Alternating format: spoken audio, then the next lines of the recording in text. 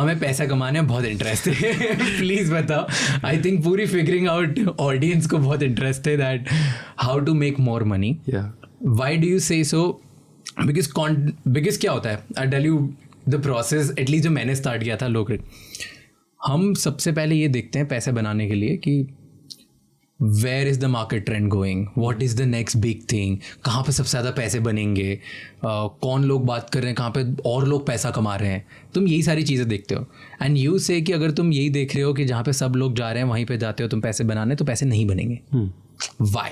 आज के इस वीडियो में हम डिस्कस करेंगे podcast summary. Figuring out podcast एक बहुत ही पॉपुलर पॉडकास्ट है जिसको होस्ट करते हैं राज शमानी. आज का जो पॉडकास्ट हम डिस्कस करेंगे उसमें होस्ट थे मिस्टर मनीष तनेजा जो कि पर्पल के फाउंडर है. पर्पल एक online e commerce beauty market place है जहाँ से आप ब्यूटी स्किन केयर के प्रोडक्ट्स बाय कर सकते हो. इस पॉडकास्ट में राज शमानी के साथ मनीष ने बहुत सारी चीजों पर बात की. वो सारी चीजें शॉर्ट में हम इस वीडियो में डिस्कस करेंगे. तो चलिए शुरू करते हैं. पहला है entrepreneurial environment in south Korea. क्योंकि मनीष ब्यूटी इंडस्ट्री से बिलोंग करते हैं, उन्होंने बताया कि कैसे कोरियन गवर्नमेंट और कोरियन एक्सपोर्ट अथॉरिटी हेल्प करती है कोरियन प्रोडक्ट्स को अदर कंट्रीज में प्रमोट करने के लिए, जिस वजह से इन प्रोडक्ट्स की पॉपुलैरिटी और ज्यादा बढ़ती है. उन्होंने ये डिस्कस किया कि इंडियन गवर्नमेंट और अथॉरिटीज को भी इंडियन प्रोडक्ट्स को सपोर्ट करना चाहिए ताकि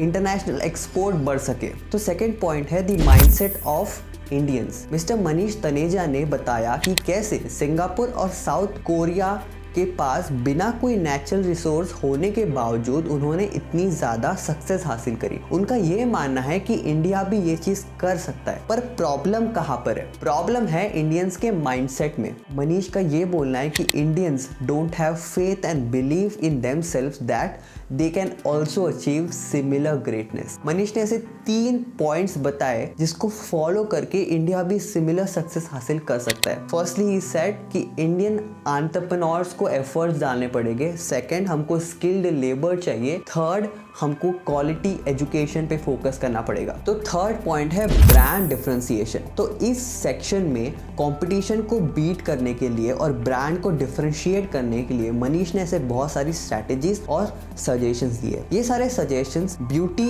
एज अ इंडस्ट्री को ध्यान में रख के दिए हुए हैं, पर ये और भी जगह अप्लीकेबल हो सकते हैं. सबसे पहले उन्होंने बोला कि हमें अपने प्रोडक्ट्स में हाई क्वालिटी इंग्रेडिएंट्स का यूज करना चाहिए जिससे कि कस्टमर सेटिस्फैक्शन इंक्रीज होता है और ये आपका एक डिफरेंशिएटिंग फैक्टर हो सकता है. सेकंड, उन्होंने बताया कि हमें न्यू ऑडियंस के ऊपर फोकस करना चाहिए जो अभी तो छोटी है पर फ्यूचर में बड़े होने के चांसेस है, जैसे कि इंडिया में टियर 2 टियर 3 सिटीज. थर्ड, उन्होंने बोला कि हमें इंडिया में ही मैन्युफैक्चरिंग करनी चाहिए. इससे 2 चीजें होती है, हम अपने ब्रांड की क्वालिटी इंश्योर कर सकते हैं, साथ ही साथ हम प्राइसेस को भी लो रख सकते हैं. पॉडकास्ट में उन्होंने आगे डिस्कस किया कि कैसे इंडियन मार्केट कितना ज्यादा डाइवर्स है. हर एक इंडिया का स्टेट अपने आप में एक अलग कंट्री है जिसका एक यूनिक मार्केट है और लोगों की एक यूनिक कस्टमर प्रेफरेंस है. उन्होंने एक बहुत अच्छा सजेशन दिया ब्रांड बिल्डिंग में सक्सेसफुल होने के लिए. उन्होंने बताया कि कैसे इंडिया में हमें पॉलिटिकल पार्टीज से इंस्पिरेशन लेनी चाहिए, उनसे सीखना चाहिए, क्योंकि वो लोग इंडिया को रीजनल और कल्चरल लेवल पर बहुत अच्छी तरीके से जानते हैं. वो ग्राउंड लेवल पर इंडिया को जानते हैं और हमें अच्छा ब्रांड बनाने के लिए वही तो चीज चाहिए ताकि हम इंडिया को समझ पाए. तो फोर्थ पॉइंट है वेल्थ क्रिएशन. उन्होंने डिस्कस किया कि कैसे सभी जानते हैं इंडिया का मार्केट एक प्राइस सेंसिटिव मार्केट है, हमको वैल्यू फॉर मनी चीजें चाहिए होती है, पर इंडिया में ब्रांड की सक्सेस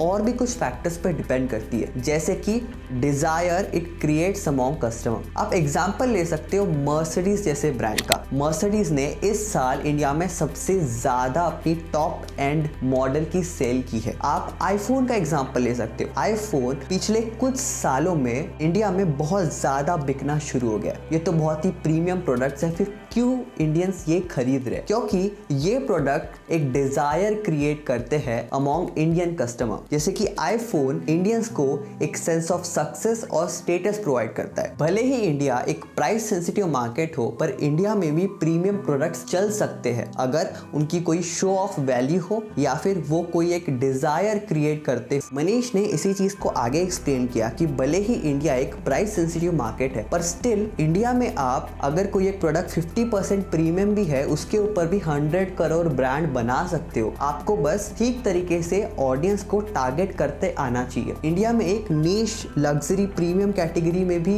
ब्रांड बनाया जा सकता है, क्योंकि इंडिया में ऐसे बहुत सारे लोग हैं जो बहुत ज्यादा वेल्दी है। इंडिया में जो कुछ टॉप फ्यू % लोग हैं, उन्हीं के पास मोस्ट वेल्थ है इंडिया की, और यही लोग मैक्सिमम कंजम्पशन करते हैं। तो इनको टारगेट करके आप एक प्रीमियम कैटेगरी में भी अच्छा खासा ब्रांड क्रिएट कर सकते हो। इसके बाद राज ने एक बहुत ही अच्छा क्वेश्चन मनीष को पूछा कि क्यों जो बहुत सारे लग्जरी ब्रांड्स है जैसे कि लुई विटॉन, प्राडा, गुची, ऐसा कोई भी ब्रांड इंडिया से नहीं है, ये सब फॉरेन से है। तो मनीष ने इसका आंसर ये दिया कि रिसेंटली इंडिया में एंटरप्रेन्योरशिप स्टार्ट हो रही है और एक लग्जरी ब्रांड बनाने के लिए बहुत ज्यादा टाइम लगता है। जैसे कि लुई विटॉन स्टार्ट हुआ था 1854 में, गुची स्टार्ट हुआ था 1921 में और प्राडा स्टार्ट हुआ था 1913 में। तो हम लोग ये देखेंगे कि फ्यूचर में जरूर इंडिया से भी कोई ऐसे लग्जरी ब्रांड्स निकलेंगे जिसको वर्ल्ड वाइड लोग रिकॉग्नाइज करेंगे। उन्होंने एक और चीज ऐड की कि इंडियंस में एक बहुत ही गलत माइंडसेट है कि इंडियन प्रोडक्ट्स इंफीरियर है, भले ही वो प्रीमियम प्रोडक्ट्स हो पर वो इंफीरियर है as compare to countries like Europe and Korea. पर हमें ये चीज हमारे दिमाग से निकालनी पड़ेगी, तभी हम लग्जरी प्रीमियम प्रोडक्ट्स बना पाएंगे और वर्ल्ड वाइड बेच पाएंगे। तो फिफ्थ है concept of talk worthiness. Manish ने एक बहुत ही अच्छा कंसेप्ट बताया कि कैसे ब्यूटी प्रोडक्ट्स जैसे कि लिपस्टिक्स और फ्रेग्रेंस में ब्रांड बहुत ज्यादा मैटर करता है, क्योंकि इसके बारे में, इन प्रोडक्ट्स के बारे में लोग बात करते हैं, लोग शो ऑफ करते हैं। पर अगर हम प्रीमियम सैनिटरी पैड्स का एग्जांपल ले, उसमें ब्रांड कोई मैटर नहीं करता, भले ही वो प्रीमियम है, क्योंकि लोग उसके बारे में शो ऑफ नहीं करते या एक दूसरे के साथ डिस्कशन नहीं करते। उन्होंने एक और बहुत अच्छी ऑब्जर्वेशन दी कि कैसे इंडियन हाउस होल्ड में ड्रेसिंग टेबल के ऊपर आपको सारे एक्सपेंसिव प्रीमियम प्रोडक्ट्स मिलेंगे, पर वही बाथरूम में आपको सारे मास ब्रांड्स मिलेंगे जो मोस्टली प्रीमियम नहीं होते। तो सिक्स्थ पॉइंट है क्रिएटर कॉमर्स। हम सभी लोग जानते हैं कि कंटेंट कितना बड़ा रोल प्ले करता है एंड कस्टमर तक पहुंचने के लिए, और मनीष का ये मानना है कि कंटेंट लेड ब्रांड्स ही फ्यूचर होने वाला है। क्योंकि आप देख सकते हो ना कि most of the time consumers content consume करने में ही स्पेंड करते हैं on platforms like YouTube, Instagram, TikTok जो भी है। उन्होंने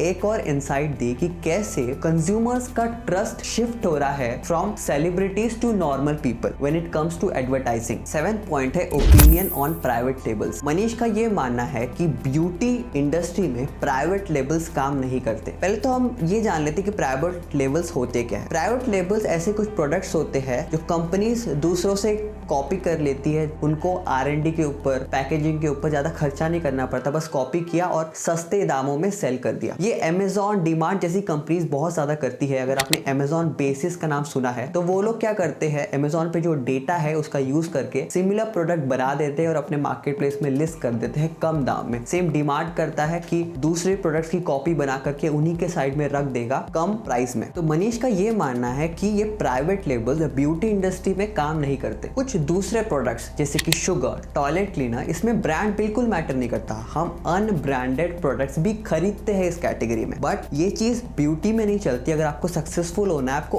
ओरिजिनल प्रोडक्ट्स बनाने पड़ेंगे, क्योंकि ब्यूटी में एक शो ऑफ वैल्यू होती है। कस्टमर्स अपने ब्यूटी प्रोडक्ट्स को as a brand show off करना चाहते हैं। भले ही आप अभी एक चीपर ऑप्शन बना लोगे, पर फ्यूचर में जब लोगों की इनकम लेवल इंक्रीज होगी, वो वही प्रोडक्ट खरीदेंगे जो प्रोडक्ट एक डिजायर क्रिएट करता हो अमॉन्ग कस्टमर। 8 पॉइंट है diving deep and identifying problems in the industry. इस सेक्शन में राज शमानी ने मनीष तनेजा को पूछा कि ब्यूटी इंडस्ट्री में ऐसी क्या अपॉर्चुनिटीज और प्रॉब्लम्स है जिसको सॉल्व करके $1 बिलियन बिजनेस बनाया जा सकता है। तो मनीष ने आंसर दिया कि कैसे किसी भी इंडस्ट्री में प्रॉब्लम को ऊपर सॉल्व करने से आप कुछ नहीं कर सकते। आपको प्रॉब्लम की जड़ तक जाना चाहिए, डिटेल्ड एनालिसिस करना चाहिए और एक इनोवेटिव सोल्यूशन लाना चाहिए। उन्होंने पर्पल का एग्जांपल दिया कि कैसे पर्पल में उन्होंने एक कस्टमर की प्रॉब्लम आइडेंटिफाई की जो कि था डैंड्रफ इशू। एक और कस्टमर का डिमांड था कि वो एक यंग मदर है और वो सैलून नहीं जा सकती, तो उनको एक हेयर ट्रीटमेंट प्रोडक्ट चाहिए था। तो ये छोटी छोटी फीडबैक्स का यूज करके, कस्टमर फीडबैक्स का यूज करके उन्होंने कुछ ऐसे प्रोडक्ट्स इनोवेट करके डिजाइन किए इन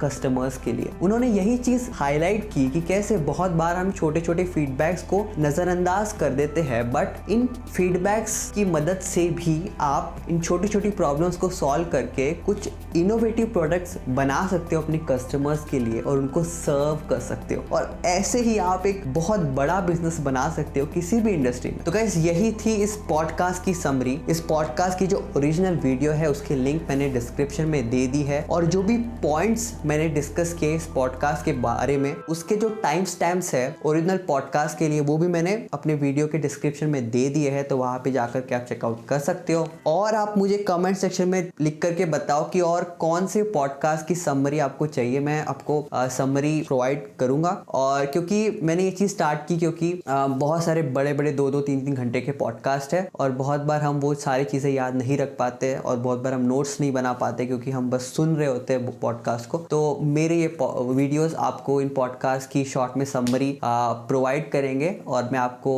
बहुत सारी चीजें शायद एक्सप्लेन करने की भी कोशिश करूंगा। तो फ्रेंड्स इस वीडियो के लिए इतना ही रखते हैं, हम मिलेंगे नेक्स्ट वीडियो में, तब तक के लिए बाय बाय।